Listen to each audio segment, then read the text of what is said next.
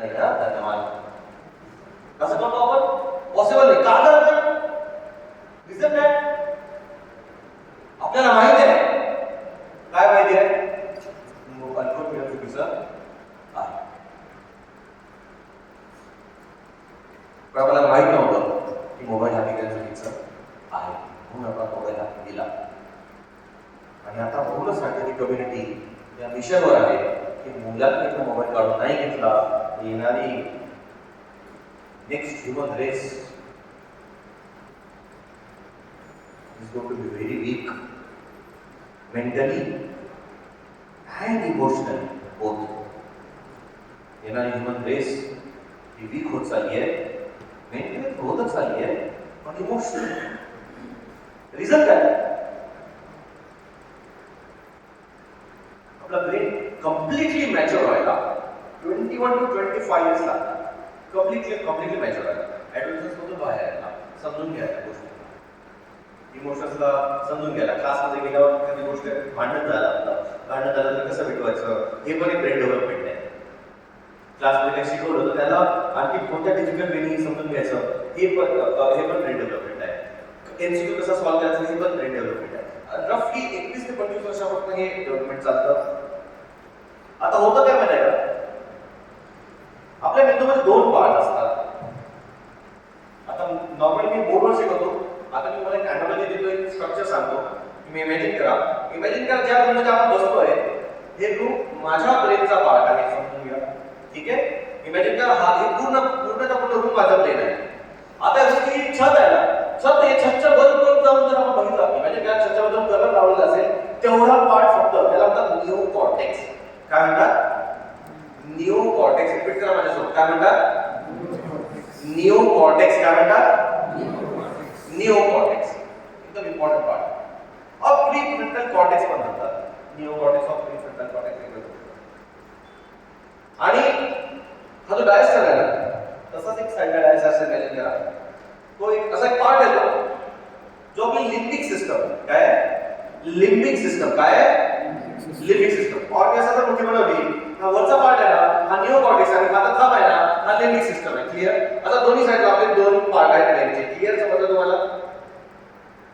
तर आपलं जे लॉजिकल ब्रेन चालतं, कॅल्क्युलेशन चालतंय, बरोबर, आपलं प्रॉब्लेम सॉल्व्हिंग ॲबिलिटी चालतंय, आपले स्किल्स असतात. आता मी बॉटल कोण कसं पकडेल याचे स्किल्स आहेत.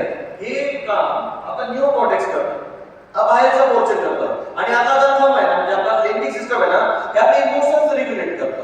हा बेसिक अॅनाटॉमी ब्रेनची तुम्हाला शिकवली आहे. क्लिअर? तर 2 गोष्टी सांगितल्या आपल्या. एक सांगितलं निओ कॉर्टेक्स आणि एक सांगितलंय लिम्बिक सिस्टम. काय सांगितलंय? Limbic system. आपला लिम्बिक सिस्टम इमोशन्स हँडल करतो. म्हणजे काय रे, आपला ब्रेन खालून वर डेव्हलप झालाय, म्हणजे निओ कॉर्टेक्स सगळ्यात लेट डेव्हलप झालाय.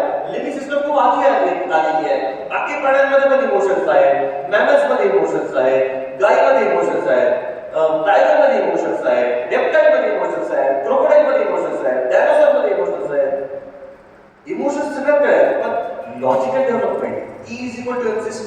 फक्त आपल्या ह्युमन मध्ये इकडनं राईट जा आणि मग तिकडून लेफ्ट गेन मग राईट जा, हे फक्त ह्युमन एक्सप्लेन करू शकतं, हे बाकी ॲनिमल एक्सप्लेन करू शकत नाही.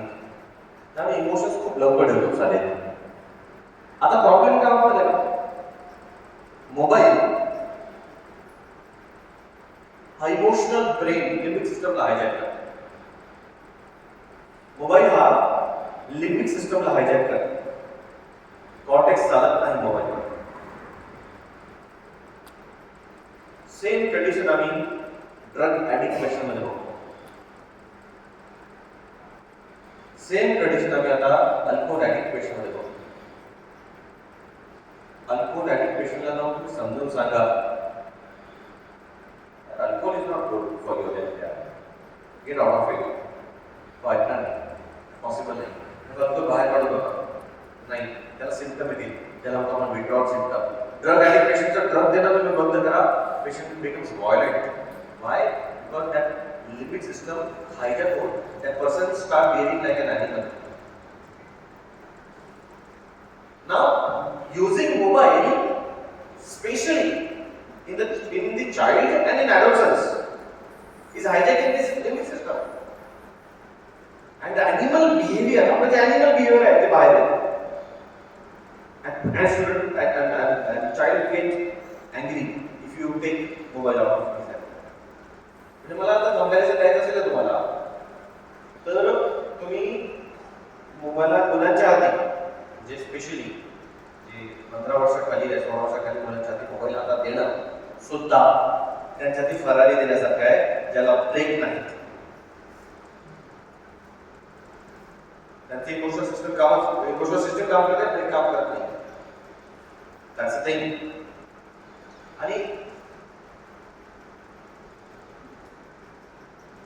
आपल्या मेंदूची केमिकल आहे त्याचं नाव आहे dopamine. Very nice chemical, very important chemical. त्या केमिकलमुळे आपण तयार झालो. त्या केमिकलमुळे आपण प्लॅनिंग करू शकतो. फॉर एक्झाम्पल, like छोटासा एक स्ट्रक्चर शिकवतो. ओके, इमॅजिन मंकी और इमॅजिन गोरिला. ठीक आहे, आता गोरिला बसलाय. फॉर एक्झाम्पल सेकंडकडे बसलाय, त्याच्या ऑफला एक बनाना पडले, त्याने बनाना काढला आणि बनाना ओपन करून तो खातोय. हा एक सिनारिओ बघा. आणि दोन कुठेतरी बनाना आहेत, आता त्याला ते दोन बनाना तोडून आणायचे आणि खायचे. हा एक सिनारिओ बघा. या दोन गोष्टीत फरक आहे बघा कसा. हे कळलं का तुम्हाला?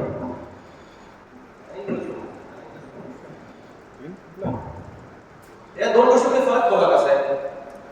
समजा म्हणतो ह्युमनचा सोडून द्यावा ना, गोरिलाची गोष्ट म्हणतो. ओके, गोरिलाच्या आजूबाजूला जर काही गोष्टी पडल्या, बनाना पडले, तर तो बनाना ओपन करून खाणं या एरियाला म्हटलं जातं पॅरा पर्सनल स्पेस. काय म्हटलं जातं?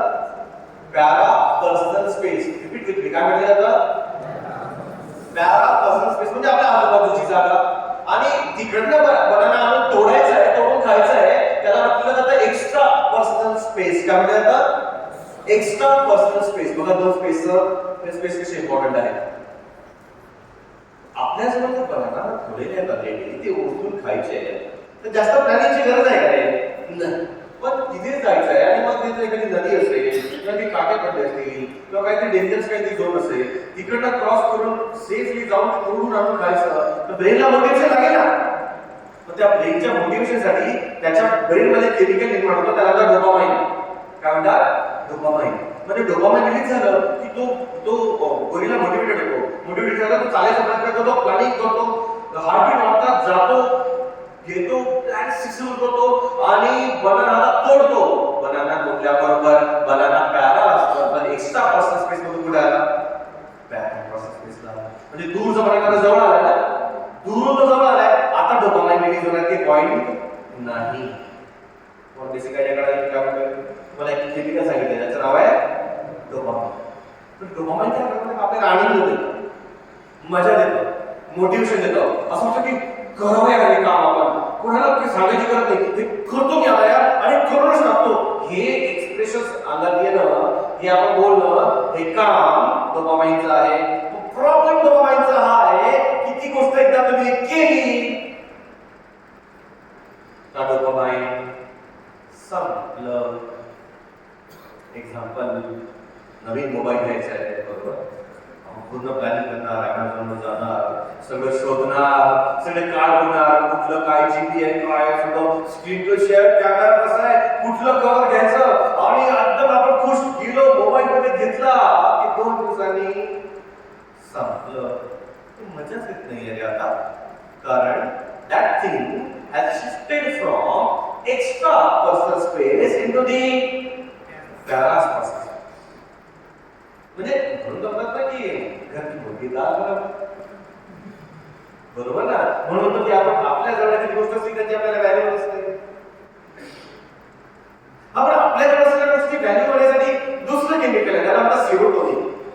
त्याला म्हणतात सेरोटोनिन. म्हणजे आपल्या गोष्टीचं आपण जर कौतुक केलं, मी पेन काढला, काय सुंदर पेन आहे माझ्याकडे, काय गोल्डन कलर आहे, ब्लॅक कलर आहे, हा सुंदर पेन मला आवडला, काय छान लिहितो रे, हे जेव्हा मी फोकस करतो ना तेव्हा माझ्या बॉडीमध्ये केमिकल रिलीज होतं, त्याचं नाव सेरोटोनिन. आणि सेरोटोनिन नावाचं केमिकल पण आपल्याला आनंद देतो, 100% देतं. पण आपल्या जवळच्या गोष्टीचं कौतुक करावं लागतं त्यासाठी. आणि पण नाव द थिंग इज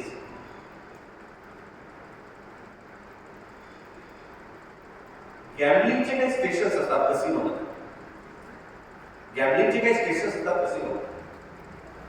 त्या कसिनोची जी सगळ्यात लार्जेस्ट कंपनी आहे USA ला, त्या कंपनीचा डायरेक्टर, त्या कंपनीचे जे डायरेक्टर बोर्ड आहे त्याच्यावर न्यूरो सायंटिस्ट असतो. मोबाईल गेम डेव्हलपमेंट करणारे, फेसबुक इंस्टाग्राम डेव्हलप करणारे न्यूरो सायंटिस्ट बसले.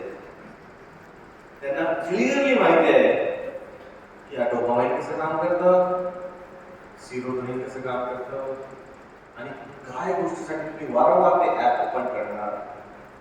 इंस्टाग्रामवर लाईकचं बटन आहे बरोबर, त्याला असं हार्ट येतो ना, असा हार्ट कोरचा किंवा रेड कलरचा हार्ट येतो. कसं होतं त्या हार्टच्या जागी फक्त ग्रीन कलरचा टिक आला असता ना, तुम्ही कमी बघितलं असतं ते पाहिजे. तुम्ही हार्ट काउंट करता किती लोकांनी मला हार्ट दिले, तर आपलं ब्रेन वेगळं काम करते. त्याच्यावरती फक्त नंबर असतात, टिक किती लोकांनी त्यावर टिक केलं तर तुमचे इमोशन्स वेगळे झाले असते. किती सिंपल गोष्ट आहे बघा. पण त्यांना माहिती आहे नेमकं तुम्हाला काय द्यायचं. तुम्हाला सोशल अप्रुव्हल मिळेल. सोशल अप्रुव्हल म्हणजे काय, आपल्या सोसायटीत आपल्याला नाव मिळेल. आता तुमचं नाव झालं, तुमचा सत्कार झाला की तुमच्या बॉडीमध्ये डिफरंट केमिकल निर्माण होईल, त्याचं नाव ऑक्सिटोसिन. जे सोशल अप्रुव्हल काम करतं. आईने बाळाच्या मागे हात ठेवला तर बाळाच्या बॉडीमध्ये आणि आईच्या बॉडीमध्ये ऑक्सिटोसिन नावाचं केमिकल निर्माण करत होतं, जे बॉन्डिंग निर्माण करतं, जे प्रेम निर्माण करतं, जे एकमेकांसाठी जीव जायला तयार असतो, हे ऑक्सिटोसिनचं काम आहे. आणि एक्झॅक्ट यांना माहिती आहे की तुमचं डोपामाइन आणि तुमचं ऑक्सिटोसिन कसं काम करतं. आणि तेवढ्यासाठी त्यांनी या लूप मध्ये फसवलंय. कुठलं लूप? ड्रग ऍडिक्ट मध्ये एक लूप असतं. ते सगळे ड्रग्स घेतात, संध्याकाळी ड्रग्स घेतात, सकाळी उठतात, उठल्यानंतर त्यांना काय सुचत नाही काय करावं, किंवा अल्कोहोल पिलं दुसऱ्या दिवशी काय सुचत नाही काय करावं. अल्कोहोलची बॉटल जरी दिसली तरी बॉटल प्यावीशी वाटते. अल्कोहोलचं नाव जरी आठवलं तरी अल्कोहोल प्यावंसं वाटतंय. सोपं एकदम सोपं करू आपण. फूड ऍडिक्टचं बघू आपण, ज्याला खायला जाम आवडतं. अरे टीव्ही मध्ये काय एखादा पिझ्झा जरी दिसला, चीज पिझ्झा, तरी आपल्याला खावं वाटतंय. It's a flu. आपला ब्रेन असा ऍडिक्ट होतो. सेम लूप मोबाईल मध्ये निर्माण झाला. कसा? नोटिफिकेशन नोटिफिकेशन तुमच्या मोबाईलला, तुमच्या इंस्टाग्रामवर कोणी कमेंट केली आहे, तुमच्या व्हॉट्सअपला कोणी मेसेज दिलाय, नोटिफिकेशन आल्याबरोबर तुमच्या ब्रेनमध्ये डोपामाइन रिलीज होईल. कारण तुम्हाला माहिती आहे ना त्याच्यात काय बरोबर. म्हणजे नोटिफिकेशन आलं म्हणजे कोणत्या स्पेसला आहे, एक्स्ट्रा पर्सनल स्पेसला. तुम्ही जसं नोटिफिकेशन उघडलं ते कुठे आलं, तुमच्या पॅरापर्सनल स्पेसमध्ये. डोपामाइन कमी वाचलं वगैरे घेऊन दिलं आणि परत तुम्हाला डोपामाइन पाहिजे. तुम्ही नोटिफिकेशनची वाट बघताय, नोटिफिकेशन येईल का आलं कडून पटकन डोपामाइन तुम्ही ओपन केलं, बघितलं, तुम्हाला आनंद झाला, 2 मिनिटात तुमचं डोपामाइन डाऊन. आणि हे रिपिटेशन चाललंय वर्षांपासून. एक्झॅक्टली त्याच लूप सारखं मुलांच्या ब्रेन मध्ये पण होतंय. एक्झॅक्टली अल्कोहोल आणि ड्रगच्या लूप सारखं मुलांच्या ब्रेन मध्ये होतंय. का डोपामाइनचा टॉलरन्स निर्माण होतो. टॉलरन्स म्हणजे काय? टॉलरन्स हा मेडिकल फील्डमध्ये तो शब्द आहे ज्यामध्ये सोप्या भाषेत सांगायचं तर पहिले पेशंट 30 ml अल्कोहोल प्यायचा, 60 ml अल्कोहोल प्यायचा, 120 ml अल्कोहोल पिल्यावर याच काही फरक पडत नाही. याला टॉलरन्स म्हटलं जातं. मेडिकल फील्डमध्ये याला टॉलरन्स म्हटलं जातं. पहिले 3 ग्राम कोकेन घ्यायचा, मग 6 ग्राम कोकेन घ्यायला लागला. आता 6 ग्राम कोकेन मध्ये त्याचं मन भरत नाही, याला टॉलरन्स म्हटलं जातं. म्हणजे काय सायंटिफिक डिटेलमध्ये त्याची गरज नाही, पण ब्रेन ऍडजस्ट करून घेतो की एवढ्याने काही फरक पडणार नाही, आपल्याला जरा शांत राहा. हे ब्रेन ऍडजस्ट करून घेतं. याला सायंटिफिक कम्युनिटीमध्ये टॉलरन्स असं म्हटलं जातं. Now problem is same loop is happening in kids.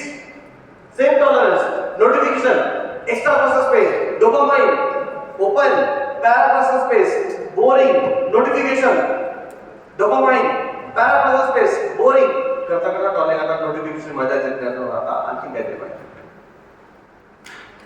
त्या लूप मध्ये मुलाचा ब्रेन हायजॅक व्हायला लागलाय आणि याला ऍडिक्शन म्हणतात. रिसर्च सांगता बाळा की एक्सेस स्क्रीन टाइम जर झाला तर तुमचा अटेन्शन स्पॅन रिड्यूस होतोय. एक्झाम्पल मला सांगा की गावी आपण असायचो किंवा आता एखादं काम करतोय आपण तर ना आपले इमोशन्स स्टेबल असतात. बऱ्याचदा आपण एखादं गोष्ट वाचतोय, एखादं काम करतोय, स्टेबल इमोशन्स मिळतात. आपण मुलांच्या हातात मोबाईल दिलाय आणि ते रील्स बघतात, बरोबर? रील्सचा एक नियम आहे, जे कंटेंट क्रिएटर आहेत त्यांना माहित असेल. कुठला रील जास्त वेळ बघतात ते लोक? कुणाला माहिती आहे काय त्याचं? कुठला रील जास्त वेळ बघितलं जातं? आवाज येतो असं शॉर्ट ड्युरेशनचं रील जास्त वेळ बघितलं जातं. Very good. आणि त्या शॉर्ट ड्युरेशन मध्ये पण कुठचं जास्त वेळ बघितलं जातं? जे 3 सेकंदाच्या वर जर तुम्ही होल्ड केले तर बघितलं जातं. 3 सेकंदाच्या वर होल्ड नाही केलं तर ते पुढे निघून जातं. हा नियम आहे कंटेंट क्रिएशनचा. म्हणजे तुम्ही जेव्हा रील बघताय 3 सेकंदाच्या वर तुम्ही होल्ड केलं तर पुढे जाताय. म्हणजे तुम्ही तुमच्या ब्रेनला ट्रेन करताय 3 सेकंदाच्या वर 3 सेकंदाच्या वर 3 सेकंदाच्या वर बघू नका. आणि इमोशन्स कसे येत आहेत बघा. एकदम रशिया आणि युक्रेनच्या वॉरची काहीतरी झाली पुढे ढकललं. डायरेक्ट चल झटपट फटाफट लक्ष्मी त्यांचे अंदाज आला. पुढे गेलो परत कधी दुसरी रील झाली. पुढे गेलो इमोशनल रील झाली. पुढे गेलो रोमॅन्टिक रील झाली. पुढे गेलो गाणं आलं. पुढे गेलो आणि याचा मर्डर झाला. पुढे गेलो पिंपरीची सोडून हे झालं. दर 3 सेकंदाला इमोशन्स चेंज होतात आहेत. दर 3 सेकंदाला इमोशन चेंज होत आहे. आणि मुलं मागच्या 4 वर्षांपासून प्रॅक्टिस करताय याची. आणि प्रॅक्टिस करता करता करता ते इमोशन स्टेबल राहत नाही. तुम्ही मुलांच्या हातात रिमोट काढून घ्या, ते स्वतः. आपण मुलांना गमत नाही. मुलं त्यांचा मोबाईल त्यांचा ब्रेन गमावतात. मुलांचा ब्रेन हायजॅक होतोय कारण मी आपणच आहे. आपण मुलांना गमत नाहीये. मुलांचा ब्रेनचा कंट्रोल गमावत आहेत. आणि वेल प्लॅन चाललंय. असं नाही का कोणी पण काही पण केलंय. न्यूरोसायंटिस्ट बसून वेल प्लॅन काम करतात. अल्गोरिदम असे सेट झाले की तुम्ही जितक्या वेळ चिटकून राहाल तितका त्यांचा बिझनेस वाढेल. आणि जितका त्यांचा बिझनेस वाढेल तेवढे अल्गोरिदम सेट करतील की तुम्ही चिटकून राहायला पाहिजे. आणि गव्हर्नमेंट स्टेप घेते याच्या अगेन्स्ट. एक्झाम्पल ऑस्ट्रेलिया आणि आय थिंक क्युबा पण आय गेस. ठीक आहे, गव्हर्नमेंट नाव आठवत नाही. ऑस्ट्रेलिया गॅरंटेड सांगू शकतो. काही गव्हर्नमेंट त्याच्या अगेन्स्ट काम करतायत. पण आपल्याला याच्या अगेन्स्ट समजून घ्यावं लागेल. पहिले तर आपल्याला आपला मोबाईलचं घरचं काय कंडिशन आहे हे समजावं लागेल. A tired brain seeks pleasure. A disciplined brain tolerates discomfort. Mobile addiction kills discomfort tolerance. आपण थकलेलो असतो. फॉर एक्झाम्पल आपण थकून येतो घरून, बाहेरून काम करून थकून येतो. आपण पण तेच करतो ना. थकलो की आपण काय करतो, इंस्टाग्राम ओपन करतोय, मोबाईल ओपन करतोय, युट्यूब ओपन करतोय, शॉर्ट बघतोय. कारण आपण अत्यंत थकलेलो आहे. आपण थकलेलं असं की आपण प्लेजर आनंद कसा मिळेल ते घ्यायचा प्रयत्न करतो. पण आपण डिसिप्लिन ब्रेन असतो ना, तो टॉलरन्स जो पेन आहे ना तो सहन करायची त्याची कॅपॅसिटी असते. आता आपलं काम हे आहे की मुलांचा मेंदू आणि आपला मेंदू, मुलांचा ब्रेन आणि आपला ब्रेन, त्या दोघांनाही कसं ट्रेन करायचं हा आपलं काम. कसं करायचं त्याचे स्टेप्स आहेत पुढे. नाव तुम्हाला हे समजून घ्यावं लागेल की कुठल्या गोष्टी रेड फ्लॅग आहेत. रेड फ्लॅग होतो ना आपण. रेड फ्लॅग तीन शब्द आहे आजकाल, राईट. रेड फ्लॅग कुठले आहे? तुमच्या घरी जर हे होत असेल तर समजून घ्या की हे धोक्याची सूचना आहे. जर तुमच्या घरी होत असेल, तुमच्या घरी तुमच्या मुलांचा मोबाईल काढून घेतल्यानंतर जर त्यांना राग येत असेल